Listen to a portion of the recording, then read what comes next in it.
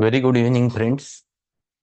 Meeting after a gap of 4 5 days in this special session because today is the 800th lecture on YouTube. So it is special for me also and also for you. So today we're going to start with new chapter from Kant's philosophy. That is the chapter number 24, Idiosyncrasy. Already we have learned the idiosyncrasy from H.A. Robert. We have learned certain aspects of idiosyncrasy. But what Kant wants to say and what is his aspect of looking to the idiosyncrasy that we will going to learn.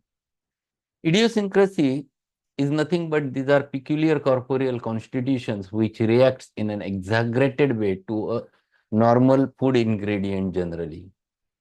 And these are the personalities who are very alert, very active, and they react to even drug substances in such a manner. And that's why we have to understand what exactly mean by idiosyncrasy from Kant's aspect, as well as what is the importance of it in practice, as well as in drug proving. So open the chapter number 24, that is idiosyncrasies, and aphorism number 170, which he explains over there. The study of idiosyncrasies is very closely related to homeopathy. The usual explanation of the term is an oversensitiveness to one thing or few things.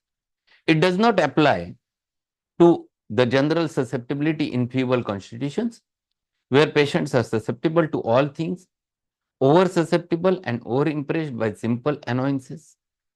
In the old school, idiosyncrasies relate to the certain patients who are known in every practitioner's practice as oversensitiveness. One oversensitive cannot take opium for his pains because of his congestion it produces, because of dangerous symptoms. He is also oversensitive to it and has complications from very small dose even, and the physician is compelled not to administer it. Another patient cannot tolerate quinine in chills and fever, and the primary action of quinine makes him alarmingly sick, whereas another individual may take 15 grains. One who has an idiosyncrasy to quinine cannot take 1/4 of the grain without having an overreaction of that drug, a state of quinism. So what he is explaining? He is explaining these are peculiar corporeal constitutions which reacts in an exaggerated way to the certain substances, certain food ingredients, certain things.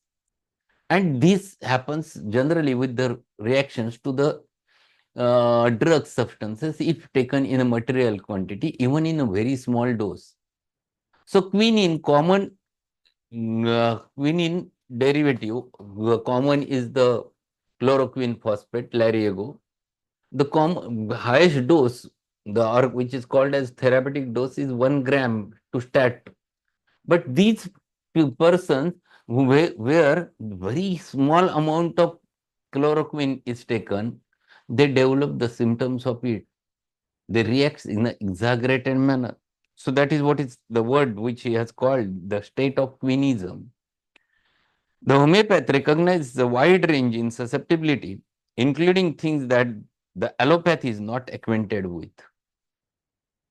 There may be a chronic idiosyncrasy from a chronic miasm, an acute idiosyncrasy from an acute miasm. There are certain individuals in every community that cannot thrive in country because of their susceptibility to hay fever.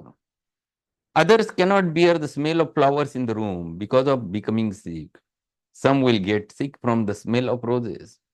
I have known a number of patients who become sick in this way. It is common enough, and the sickness is known by the name of rose cold or rose fever. I have a patient who cannot have dry lavender flowers in the house without coming down with coryza. She is disturbed by 2 or 3 things in this way and will go looking out about to see which one of those things in the house. I had another patient who could not have peaches in the room without becoming sick. One of the symptoms that he had was diarrhea. This oversensitivity is very important and it explains in a measure the susceptibility to the remedy that will cure. If an idiosyncrasy to the remedy is not present, the patient will not be susceptible enough to be cured. The state in which he becomes sensitive enough to the drug to cure him is very analogous to the idiosyncrasies above mentioned. Think what susceptibility man must have to the remedy that cures him when it cures in a very high attenuation that we use. So here he explains different examples of idiosyncrasies.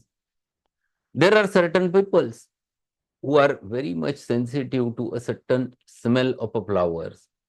There are certain peoples I have seen, they have very typical oversensitivity to the nuts, ground nuts. There are some people to whom I have seen that they are very sensitive to the common onion only. They take the onion and they develop the diarrhea. There are varieties. The common food atom to which they react in an exaggerated way. The common environment to which they react in an exaggerated way. And because of which they develop either acute state, either a chronic state. But generally, it is acute variety which you can very easily get with such personalities, because here the susceptibility is high, the sensitivity is high, and ultimately producing overreaction to a certain environment or certain things or certain substances. And these people react to your medicine in a very one or two doses. They never requires a repetition of the doses. Here, whatever medicine if you want to give should be given in high potency, not in low potency. If you would give it in low, that is larger the dose, they react in an exaggerated way. So higher attenuation is necessary, and which should not be repeated too much. Here the things are rather different. Higher the susceptibility, higher the potency, less is the repetition. This is the law which we have learned. And same is true over here. For the idiosyncratic peoples, you should not go with low potency.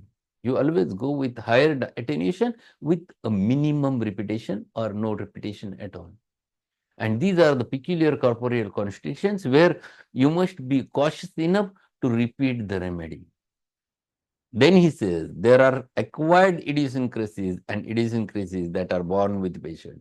So two varieties. Most common is the born with, but occasionally you get the acquired also. Those that are congenital and those that come from the poisons that are almost difficult to cure. So if it is inborn, then it is not so simple to cure. You can reduce, but you cannot cure every time. In rust poisoning, those that have once been affected by handling it are so sensitive to it that if they go within quarter of mile of the wine, though they cannot detect it with nose, yet in few days they will come down with a case of rust poisoning. A very high potency of rust will sometimes remove that susceptibility, and dose of rust CM or MM will often check the acute poisoning from the rust.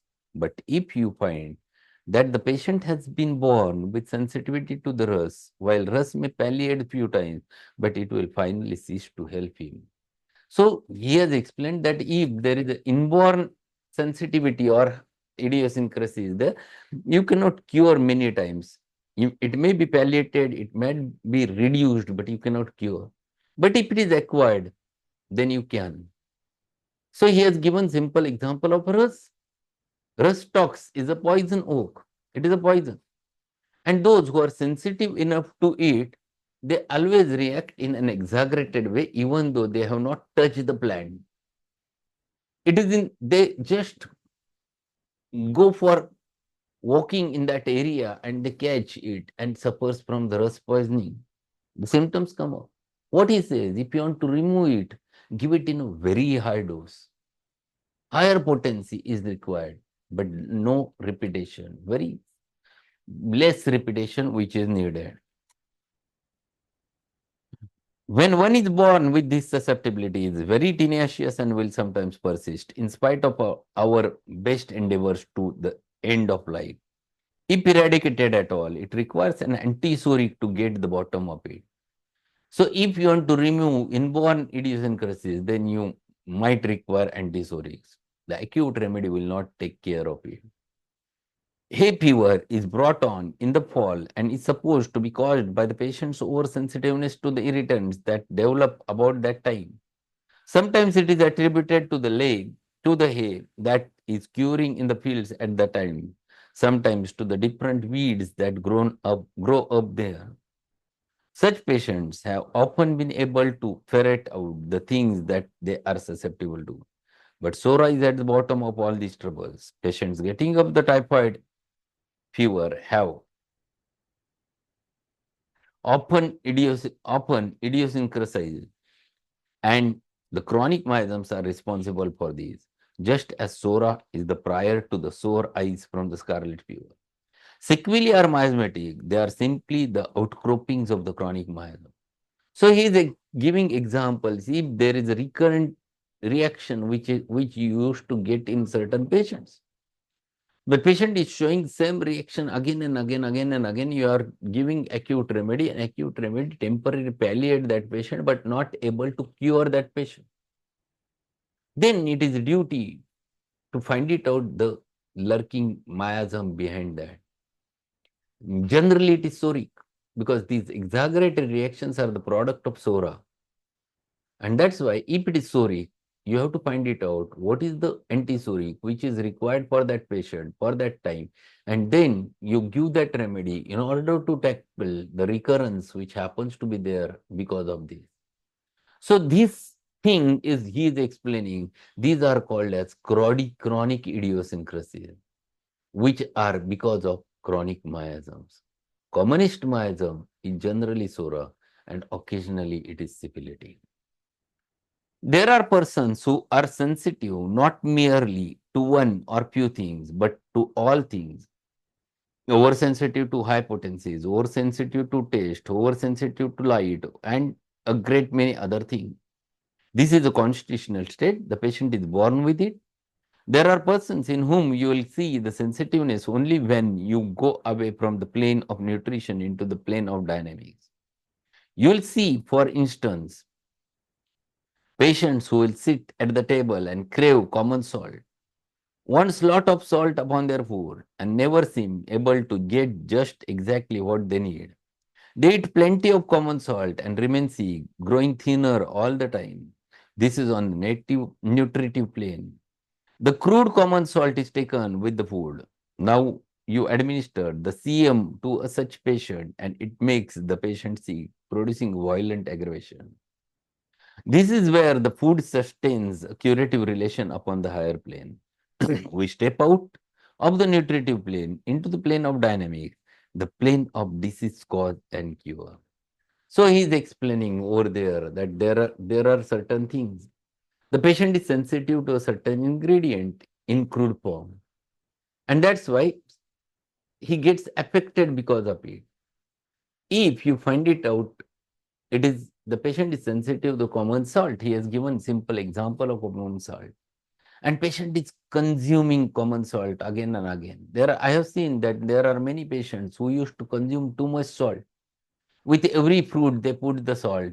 With every diet, without checking how it is, they first put the salt over there and they start eating. And this is unnatural craving for the salt which is there. And what he says here, if you give CM potency of natramure, then you might get a sick reaction, a immediate reaction, because already it is consumed more in material quantity. That reaction will persist for some time and then it will disappear. So these things which are common in idiosyncratic individuals, I have seen many patients who are suffering from such a things. Take calcarea as an instance. We see the allopath and crude medicines may be given to the babies that are slow in forming the bone and teeth and have open fontanelles, lime water in the milk, and more lime water he gives them, the less bone they make. So if you give the crude calcium into such babies, it will not going to help in such a manner. Here is the bone salt inanition and non-assimilation of the lime. A dose of calcarea very high will enable that child to make all the lime that he needs from the food that he eats. The remedy given in dynamic plane causes a dilation and assimilation of the lime naturally present in the food. You may feed lime in crude form and no benefit ever come. The child goes on withering and emaciating. He has given one more example of a calcium deficiency. And there are many big, sick babies who are suffering from the calcium deficiencies, suffer from the rickets, suffer from the improper growth of bones. And if you give calcium materially, it will not get absorbed properly because assimilation is there. And if assimilation is there, no use of giving material larger doses. Then a dose of same material in highest potency, that is same potency, give a single dose to a patient and you will see an instantaneous reaction. The assimilation which was hampered becomes normal. And once it becomes normal, whatever patient consumes, it has taken, absorbed inside the gut and the bone formation starts, the bone healing starts.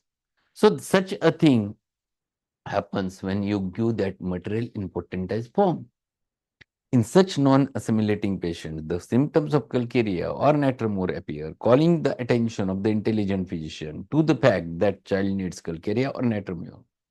We know very well that we do not build bone with the same potency of life. It simply corrects the internal disorder and causes an outward forms of the body to flow into order.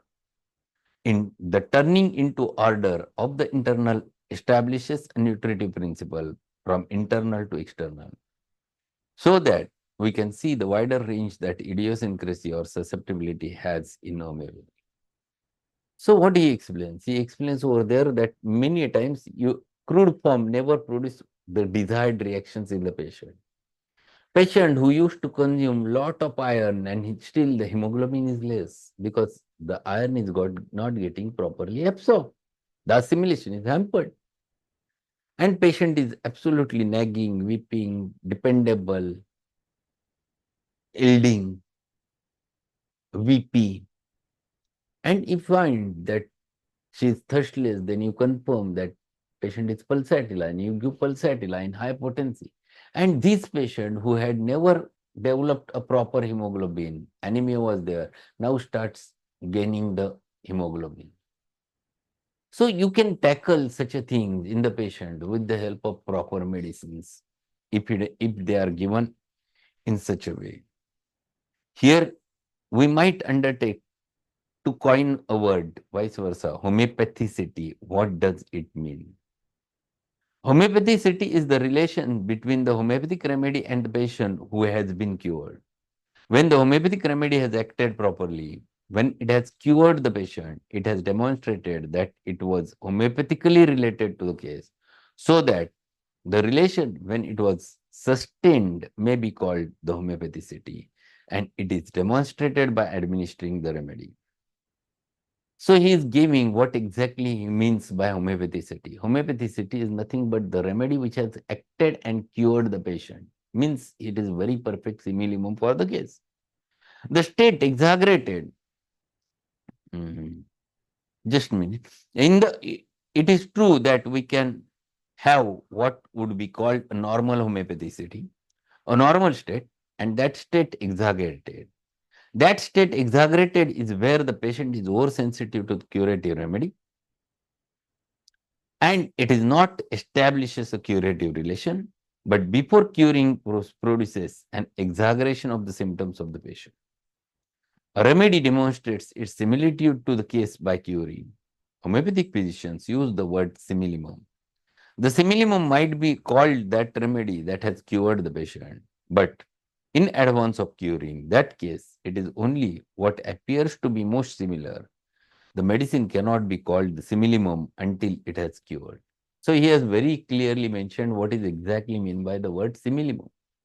Unless and until you cure that patient with that remedy, you cannot say that it was very perfect similimum. When you find it out a remedy for the patient, it is on the basis of law of similars, but still, unless and until it produces curative reaction in the patient, you cannot say it is perfectly similimum for the case. So things which he tries to explain over there are related with the what exactly he wants to say about it. And then he further says, it is worthy of consideration to discover the difference between the poison taken up the nutritive plane, that is in crude substance, and poison taken up upon the dynamic plane. A poison upon nutritive plane is usually not very deep, is very more superficial. It relates more to the external things, to the body and the tissues, while the poison taken up the dynamic plane may last lifetime. The miasms of such a character, the miasms are of such a character. Poison taken up the nutritive plane may bring about lifelong effects upon an individual owing to the susceptibility. The small doses of the arsenic will establish an arsenicum poisoning that will last lifetime, but this is nowhere so deep as will be represented by the higher potencies of arsenicum. To a poison, a patient will a patient with the higher potencies, there is generally required something of susceptibility, while to the poisons patients, while to poison patients upon the nutritive plane, susceptibility is not required. Any patient can be brought under the influence of a poison given upon nutritive plane. So if you give the poison in crude form, it may act in a different manner. But if you want to utilize it in the dynamic form, potentized form, then question of susceptibility comes. Unless and until the person is susceptible, he will not going to show the reactions to you. And those reactions are always dependent upon the susceptibility of the person. So crude, you can produce changes anytime. Here is another difference. Substances that are inert and substances that we can use as food on the nutritive plane may become poisonous upon the dynamic plane to those that are susceptible. So that there is no substance that may be a poison, that may not be a poison in higher or highest potency. This gives us distinction between crude and dynamic poisons that you will do well to think about. So there are many substances in crude form, they act as a poison. In our materia medica, there are many more poisons present. Right from aconite, it is a poison. The rustox is the poison. Naxomica is the poison. There are poisons and poisons. Arsenic itself is a poison. When it is poison, it is a poison when it is given in crude form or utilized in crude form. But same entity, when utilized in higher potencies, it is not a poison. In fact, it becomes a remedy or medicine when used on the law of similar. And when its effects are proved on healthy human being, now all data, subjective as well as objective, is collected by proving it on healthy human being. Then you get that specific materia medica of that specific remedy and which is useful for you to utilize in the suffering patients on the basis of law of similarity. So in this chapter, he tries to explain the importance of susceptibility and idiosyncrasy.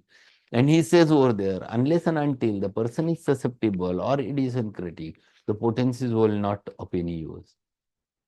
Otherwise, they will not show tremendous reaction. Idiosyncratic individuals are there for the proving, then you will get whole data and then you will get good proving of the remedy, which will be useful to apply it on the basis of law of similars to the patients. So idiosyncratic individuals are necessary whenever you are doing the drug proving. I think it's better to stop over here. Tomorrow we'll complete this chapter and we'll start with the next one. So that's all for today. If possible, we're going to learn remedy, Tere Bintana from Allen's notes. But I will let you know after some time that is it possible or not. If it is there, I will send you a message on the WhatsApp regarding the lecture. So thank you being there and we'll meet again. Most probably at 8:15 or if it is not possible, tomorrow. Thank you and good evening. Thank you, sir. Have a good evening.